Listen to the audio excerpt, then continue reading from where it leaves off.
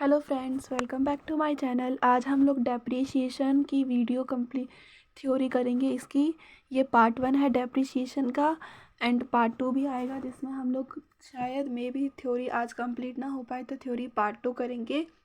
सो हम अपनी theory start करते हैं कि डेप्रिसिएशन क्या होता है। आपने क्लास 11th में भी पढ़ा होगा कि डेप्रिसिएशन क्या होता है एंड डेप्रिसिएशन का मीनिंग क्या होगा। अभी मैं आपको इसके बारे में और अच्छे से बता देती हूँ। Depreciation is refer to fall in the value of fixed tangible asset. किसी भी फिक्स्ड टेंजिबल एसिड की वैल्यू जब कम हो जाती है उसको हम लोग डेप्रिसिएशन बोलते हैं। जैसे कि मशीनरी की वैल्यू कम हो जाती है।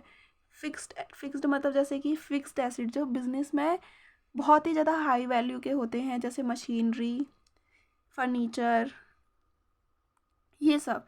उनकी जब वैल्यू यूज़ करते करते मशीनरी की वैल्यू कम हो जाती है या फर्नीचर का बहुत ज़्यादा घिस के वैल्यू कम हो जाती है, उसको हम लोग डेप्रिसिएशन बोलते हैं।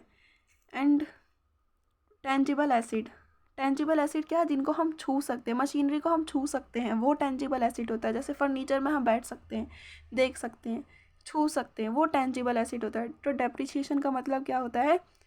जिससे हमारा मशीन की वैल्यू कम हो जाए, उसमें यूनिट प्रोड्यूस करते करते उसकी वैल्यू कम हो जाती है। जैसे फर्नीचर का यूज़ करते करते उसकी वैल्यू कम हो जाए तो उसको हम लोग डेप्रिसिएशन बोलते हैं।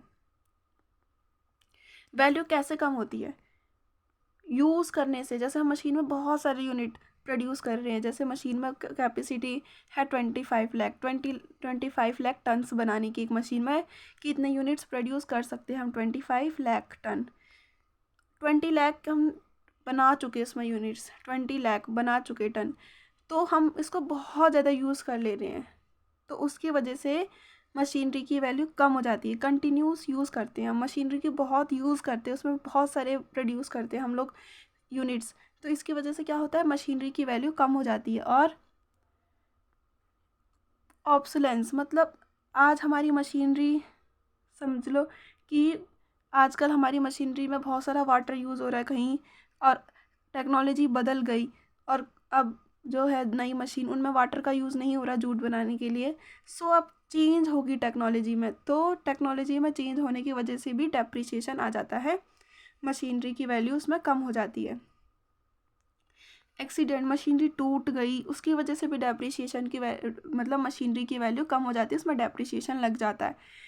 अब कभी भी हम लोग फिक्स टेंजिबल एसिड खरीदते हैं, जैसे बिजनेस में आज परचेज़ किया, उसकी वैल्यू 25 लाख थी, धीरे धीरे कम होते होते ये 10 लाख हो गई, फिर 5 लाख हो गई। तो ऐसे करके मशीनरी की वैल्यू कम हो जाती है, उस पर डेप्रिसिएशन लगता रहता है। डेप्रिसिएशन कंटिन्यूस प्रोसेस है।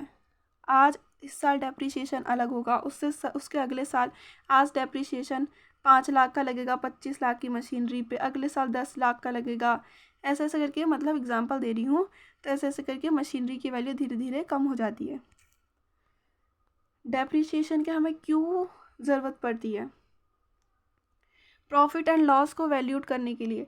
अगर हम मशीनरी पर डेप्रिसिएशन नहीं करेंगे, अगर डेप्रिसिएशन नहीं लगाएंगे और हम फ्यूचर में कभी मशीनरी को सेल करेंगे, फॉर एग्जांपल 25 लाख की मशीनरी आज हमने ख़रीदी थी, अब हम उसको 10 साल बाद सेल करेंगे, तो वो 25 लाख की तो थोड़ी ना रहेगी। 10 साल बाद उसकी वैल्यू समझ लो 5 लाख की हो जाएगी।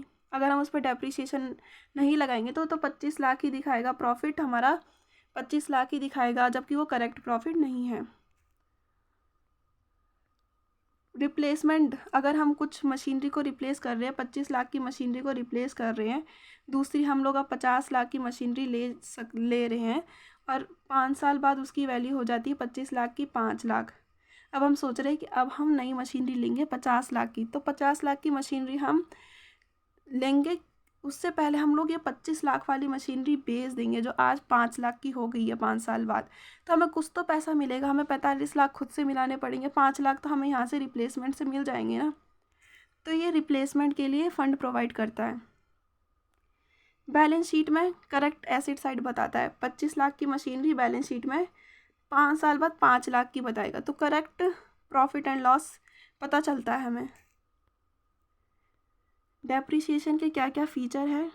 डेप्रिसिएशन एक टाइप का एक्सपेंस है, ये माइनस होता है, इसकी वजह से मशीनरी की वैल्यू कम हो जाती है, तो ये एक खर्चा है बिजनेस के लिए डेप्रिसिएशन। सो डेप्रिसिएशन, डेबिट होता है इसका बैलेंस, क्योंकि एक तरीके का खर्चा होता है बिजनेस में। इसकी वजह से मशीनरी की वैल्यू कम हो जाती है, हमारा प्रॉफिट कम हो जाता है। डेप्रिसिएशन की वजह से आपको पता ही है फिक्स्ड एसेट की वैल्यू कम हो जाती है। जैसे आज 25 लाख की मशीनरी थी, उसमें 1 लाख का डेप्रिसिएशन, फिर 24 लाख, फिर 1 लाख का डेप्रिसिएशन, 23 लाख, तो ऐसे की मशीनरी की वैल्यू कम हो जाती है। डेप्रिसिएशन सिर्फ फिक्स टेंजिबल एसेट के साथ यूज़ होता है, मशीनरी वगैरह के साथ, मशीनरी, फर्नीचर, कार, इन सब के साथ यूज़ होता है जिसको हम छू सकते हैं। ये इंटेंजिबल एसेट के साथ यूज़ नहीं होता है। सो ये डेप्रिसिएशन के फीचर है कि एक तरीका का एक्सपेंस है, इसकी वजह से मशीनरी की वैल्यू या तो किसी चीज़ की वैल्यू कम हो जाती है। बिजनेस के लिए ये एक तरीका का खर्चा है, प्रॉफिट कम करता है। और इसकी वजह से फिक्स टेंजिबल एसेट की वैल्यू भी कम हो जाती है। और ये सिर्फ फिक्स टेंजिबल एसेट को वैल्यूट करने में यूज़ होता है, जैसे मशीनरी, फर्नीचर, कार्स, ये सब जिसको हम छू सकते हैं, ना कि इंटेंजिबल जैसे गुडविल, पेटेंट, इनके लिए नहीं होता। अब हम देखेंगे अदर डेफिनेशन, कुछ इंपॉर्टेंट डेफिनेशन है, एक दो, उसको एक बार हम ध्यान से देखते हैं। अमोर्टाइजेशन, अमोर्टाइजेशन मतलब क्या होता है? जैसे डेप्रिसिएशन होता है वैसे ही हमारा अमोर्टाइजेशन होता है। डेप्रिसिएशन हमारा फिक्स टेंजिबल एसेट के लिए यूज़ होता है जिनको हम छू सकते हैं, और अमोर्टाइजेशन फिक्स्ड इंटेंजिबल एसेट जिनको हम छू नहीं सकते हैं। अमोर्टाइजेशन फिक्स्ड इंटेंजिबल एसेट के साथ फिक्स्ड इंटेंजिबल जिनको हम छू नहीं सकते हैं, जैसे गुडविल, पेटेंट, कॉपीराइट, इनको हम छू नहीं सकते हैं, उनके साथ अमोर्टाइजेशन यूज़ होता है। और डेप्रिसिएशन जिनको हम छू सकते हैं, देख सकते हैं, जैसे कार, फर्नीचर। डिप्लेशन, डिप्लेशन किसके साथ यूज़ होता है? ये यूज़ होता है जैसे माइनिंग, जहाँ से हम एसिड निकालते हैं, कुछ एसिड जैसे निकालते हैं, जैसे कोयले के खदान से हम कोयला निकालते हैं, तो डिप्लेशन कि हम उसको कितना यूज़ करें, उस खदान में से हम कितना सामान निकाल रहे हैं, कितना कोयला निकाल रहे हैं, तो उसमें डिप्लेशन यूज़ होता है।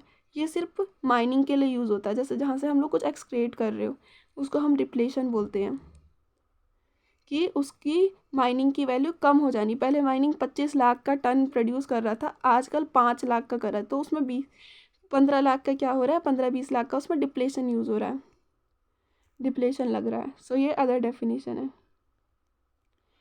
अब हम डेप्रिसिएशन को कैसे कैसे वैल्यूट करते हैं? हम स्ट्रेट लाइन मेथड से करते हैं।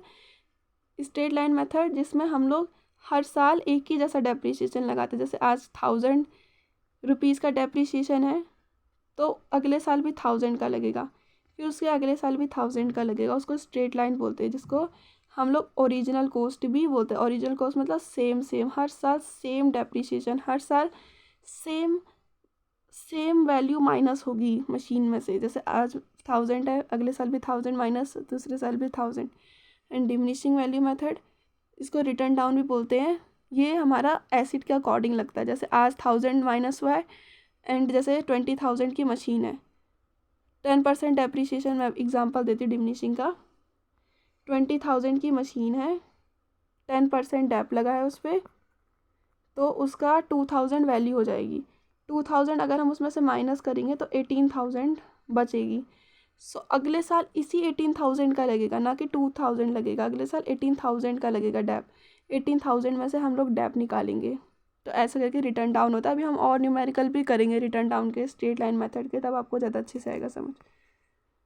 एंड ये है इसका थ्योरी पार्ट 1। थ्योरी पार्ट 2 में फॉर्मूला देखेंगे कैसे कैसे हम डेप्रिसिएशन को कवर करेंगे, कि कैसे कैसे स्क्रैप वैल्यू क्या होता है, ये सब हम थ्योरी पार्ट 2 में पढ़ेंगे। तब तक के लिए प्लीज़ चैनल को लाइक, शेयर, सब्सक्राइब करें। Thank you for watching.